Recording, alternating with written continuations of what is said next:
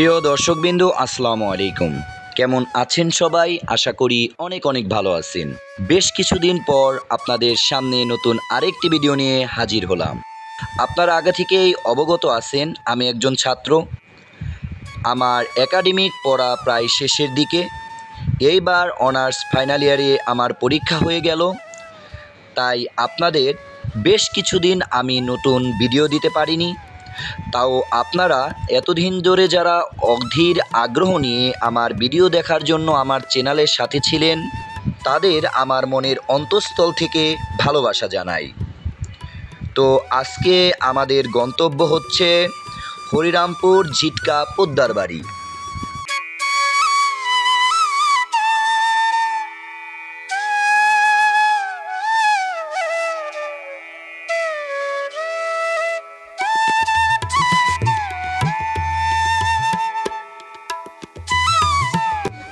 তো চলুন এবার জেনে নেওয়া যাক আপনারা কিভাবে আসবেন এই ঝিটকা পোদ্দার বাড়িতে।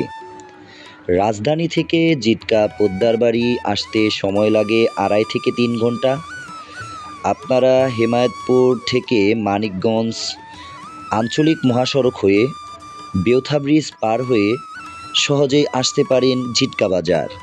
সেই ঝিটকা বাজার থেকে 1 কিলোমিটার এগোলে চোখে পড়বে এই পোদ্দার বাড়িটি।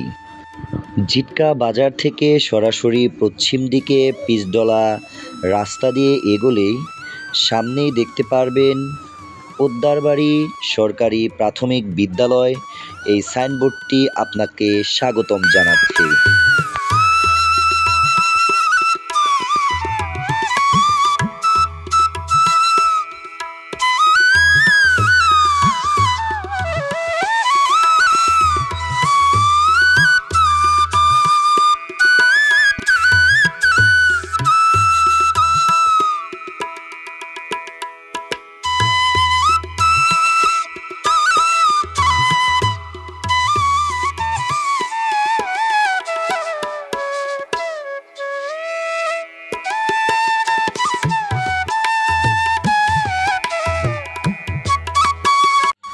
প্রিয় দর্শকবৃন্দু, আমরা পৌঁছে গেলাম আমাদের গন্তব্য সেই মানিকগঞ্জের হরিরামপুর উপজেলার ঝিটকা পোদ্দার বাড়ি। তো চলুন আমরা এই পোদ্দার বাড়িটি ঘুরে দেখতে দেখতে এই পোদ্দার বাড়ির ইতিহাস সম্পর্কে জেনে আসি। মানিকগঞ্জের হরিরামপুর উপজেলার ঝিটকা ব্রিটিশ আমল থেকেই ব্যবসা বাণিজ্যের জন্য প্রসিদ্ধ।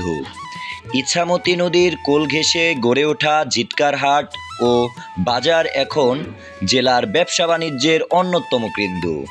19 শতকের শুরুর দিকে ঝিটকায় দৃষ্টিনন্দন স্থাপনা গড়েন 2 সহোদর। দ্রুতই ঝিটকা পোদ্দার বাড়ি নামে এটি পরিচিত পায়।